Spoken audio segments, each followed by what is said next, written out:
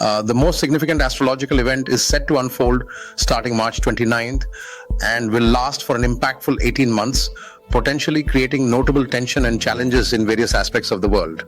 This situation will particularly affect the public everywhere, and its widespread impacts will persist over time, but it poses especially dangerous risks for certain vulnerable individuals. In Vedic astrology, the sun symbolizes the king and authority, while it also represents the minister's role, highlighting its significance as the ruling body in astrological interpretations.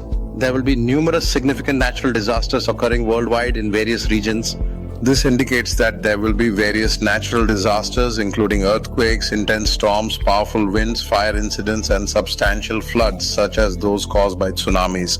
There is a possibility of a highly dangerous virus emerging, which has the potential to cause widespread casualties and serious health risks among the general public. This means people could be very distressed.